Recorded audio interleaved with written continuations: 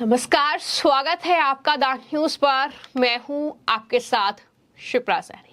चुनावों के बीच प्रधानमंत्री नरेंद्र मोदी के एक बयान को लेकर कांग्रेस और बीजेपी में घमासान छिड़ चुका है। दरअसल प्रधानमंत्री नरेंद्र मोदी ने कांग्रेस के मैनिफेस्टो पर हमला बोलते हुए ये साफ तौर पर कहा कि कांग्रेस पार्टी की नजर माताओं बहनों के मंगलसूत्र पर है। दरअसल पीएम मोदी के बयान जो था वो ये था कि अगर कांग्रेस सत्ता में आती है तो वो लोगों की संपत्ति लेकर जिनके ज्यादा बच्चे हैं उनको बांट देगी। ये पीएम मोदी ने राजस्थान की रैली में कांग्रेस के मैनिफेस्टो का जिक्र करते हुए बयान दिया। लेकिन इस पूरे बयान को लेकर कांग्रेस पार्टी का आरोप यह है कि पीएम मोदी झूठ का सहारा ले रहे हैं और असल मुद्दों से जनता का ध्यान भटका रहे हैं।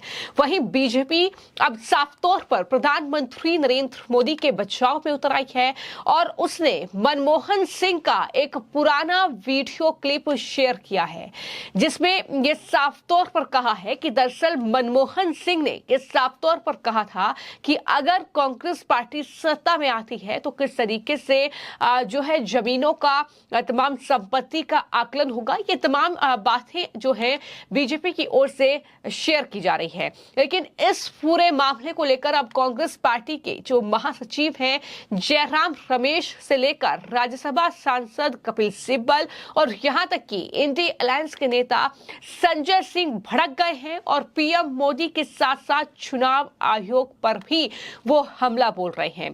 बाकायदा कपिल सिब्बल ने तो इस पूरे मामले को लेकर प्रेस कॉन्फ्रेंस तक कर डाली है और कहा है कि पीएम मोदी भाषण दे रहे हैं कि कांग्रेस महिलाओं की संपत्ति घुसपैठियों और आतंकवादियों को दे देगी। राजनीति इस स्तर तक गिर गई है और ऐसा इतिहास में नहीं हुआ है और मैं नहीं चाहता कि ऐसा हो। मैं इलेक्शन कमीशन से सवाल पूछना चाहता हूं कि तुरंत कार्रवाई क्यों नहीं की गई। इसी को इसकी निंदा करनी चाहिए थी और पीएम मोदी को इसके लिए नोटिस देना चाहिए इलेक्शन कमीशन को। ये भी कपिल सिब्बल ने कहा है। क्या कुछ वो बोले हैं और किस तरीके से प्रधानमंत्री के इस बयान को लेकर उन्होंने हमला बीजेपी पर बोला है, प्रधानमंत्री नरेंद्र मोदी पर बोला है, सुनिए। और आप भाषण दे रहे हो कि महिलाओं के जेवर, महिलाओं के गहने, वो संपत्ति कांग्रेस पार्टी विस्फोटियों को देगी, टेररिस्ट को देगी।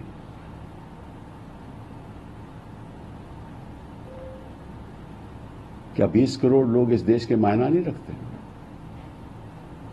उनकी आकांक्षाएं नहीं हैं?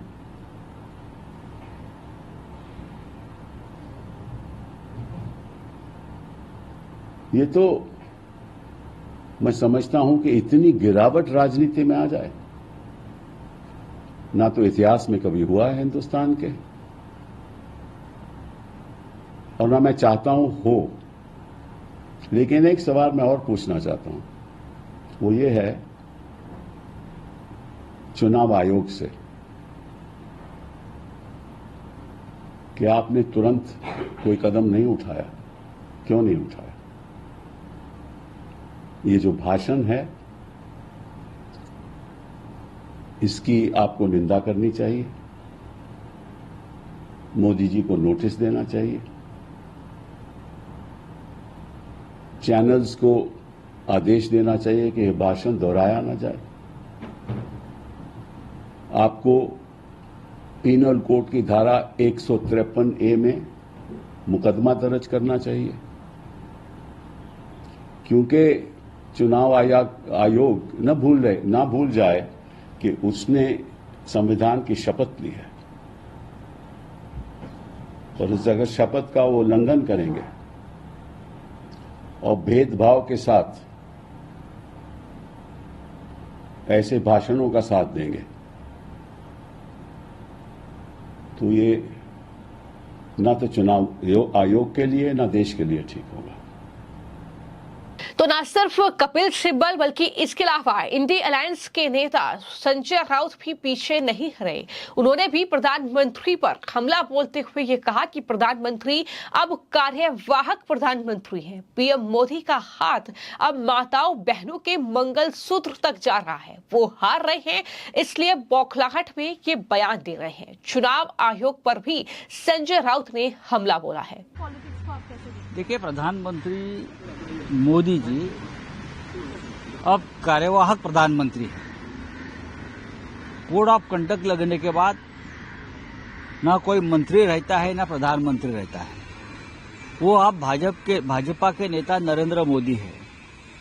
लेकिन अगर इस प्रकार की कमेंट्स प्रचार में कोई करता है, इतना बड़ा नेता, तो ये दुख की बात है।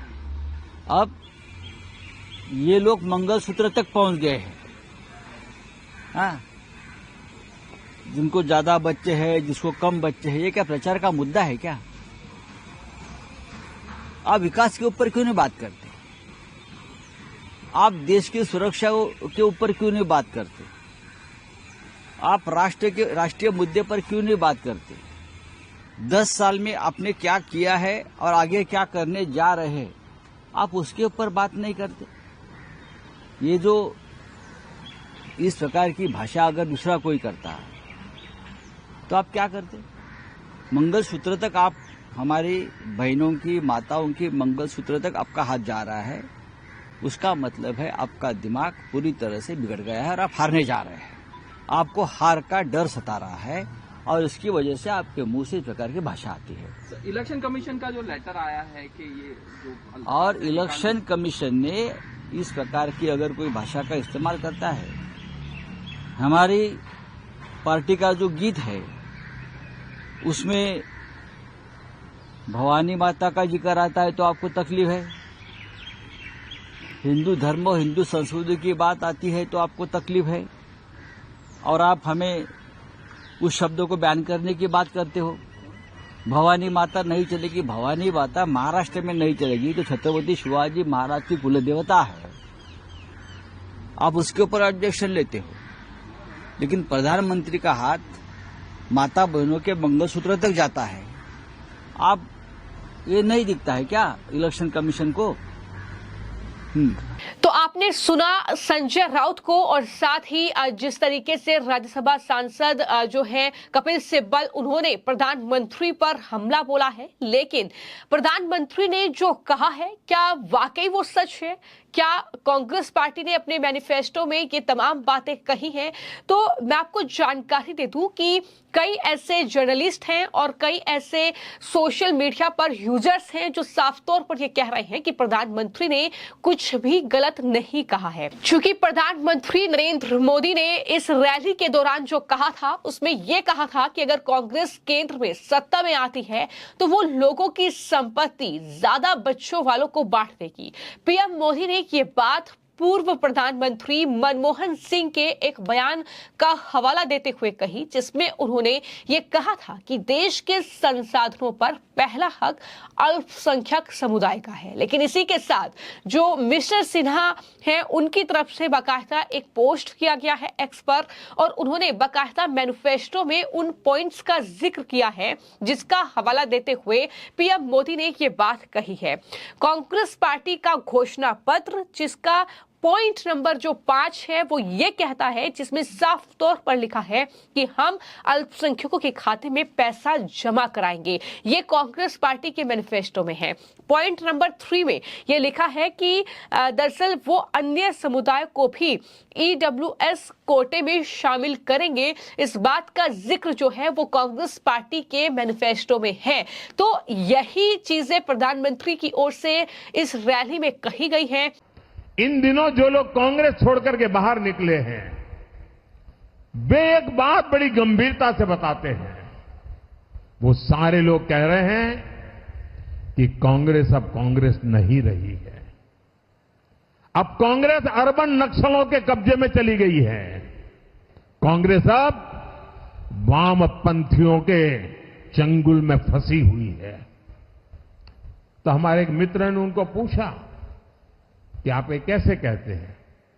तो उन्होंने कहा, उनका मैनिफेस्टो देख लीजिए। इस बार का कांग्रेस का मैनिफेस्टो देख लीजिए।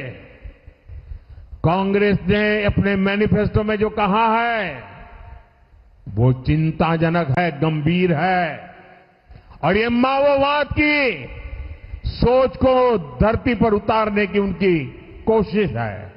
उन्होंने कहा है कि अगर कांग्रेस की सरकार बनेगी तो हर एक की प्रॉपर्टी का सर्वे किया जाएगा। हमारी बहनों के पास सोना कितना है उसकी जांच की जाएगी, उसका हिसाब लगाया जाएगा। हमारे आदिवासी परिवारों में चांदी होती है, सिल्वर कितना है उसका हिसाब लगाया जाएगा। सरकारी मुलाजिमों के पास कितना जगह है, क्या है, पैसे कहाँ है, नौकरी कहाँ है, उसकी जांच की जाएगी। इतना ही नहीं, आगे क्या कहा है, ये जो गोल्ड है बहनों का और जो संपत्ति है ये सबको समान रूप से वितरित कर दी जाएगी। क्या ये आपको मंजूर है? क्या आपकी संपत्ति सरकार को हटने का अधिकार है? क्या आपकी संपत्ति को, आपने मेहनत करके कमाई हुई संपत्ति को सरकार को ऐंठने का अधिकार है? क्या उस संपत्ति को मेरी माताओं बहनों की जिंदगी में सोना वो सिर्फ शो करने के लिए नहीं होता है, उसके स्वाभिमान से जुड़ा हुआ है। उसका मंगलसूत्र वो एक सोने का कीमत का मुद्दा नहीं है, उसके जीवन के सपनों से जुड़ा हुआ है। तुम उसे छीनने की बात कर रहे हो अपने मैनिफेस्टो में। गोल्ड ले लेंगे, सबको वितरित कर देंगे। और पहले जब उनकी सरकार थी उन्होंने कहा था कि देश की संपत्ति पर पहला अधिकार मुसलमानों का है। इसका मतलब ये संपत्ति इकट्ठी करके किसको बांटेंगे? जिनके ज्यादा बच्चे हैं उनको बांटेंगे। घुसपैठियों को बांटेंगे। क्या आपकी मेहनत की कमाई का पैसा घुसपैठियों को दिया जाएगा? आपको मंजूर है ये कांग्रेस का मैनिफेस्टो कह रहा है कि वो माताओं बहनों का सोने का हिसाब करेंगे, उसकी जड़ती करेंगे, जानकारी लेंगे और फिर उस संपत्ति को बांट देंगे। और उनको बांटेंगे जिनको मनमोहन सिंह जी की सरकार ने कहा था कि संपत्ति पर पहला अधिकार मुसलमानों का है। भाइयों बहनों, ये अर्बन नक्सल की सोच, मेरी माताओं बहनों, ये आपका मंगलसूत्र भी बचने नहीं देंगे, यहां तक जाएंगे, मैं कहने आया हूं। लेकिन जब पीएम मोदी ने ये सब कुछ कहा उसके बाद कांग्रेस पार्टी बौखलाई और तमाम नेता जो हैं वो बयानबाजी करने पर उतर आए। और ये उनकी तरफ से कहा जा रहा है कि दरअसल पहले चरण का मतदान हो चुका है और नरेंद्र मोदी और बीजेपी ये समझ चुकी है कि उनकी हार हो रही है। वो 150 सीटें भी नहीं ला रहे हैं, 400 पार का नारा वो दे रहे थे। तो इसी वजह से ये बौखलाहट दिख रही है, इसी वजह से मुसलमानों के खिलाफ ये बयान पीएम मोदी ने दिया है। ये तमाम बातें कांग्रेस महासचिव जयराम रमेश से लेकर मनीष तिवारी जैसे नेताओं की ओर से कही गई है। अब देखना होगा कि आखिर प्रधानमंत्री नरेंद्र मोदी के इस बयान का कहां और कितना असर होता है। क्या कांग्रेस पार्टी पीएम मोदी के इस बयान को भुनाने में कामयाब होती है या नहीं, या फिर पीएम मोदी ये बयान देकर या यूं कहें कि मैनिफेस्टो का कांग्रेस पार्टी के जिक्र कर राजस्थान में जनता को साथ लाने में कामयाब होते हैं या नहीं, ये तो 4 जून को ही पता चलेगा। फिलहाल आपकी इस पूरी खबर को लेकर क्या राय है, मैं कमेंट बॉक्स में जरूर लिखें। धन्यवाद।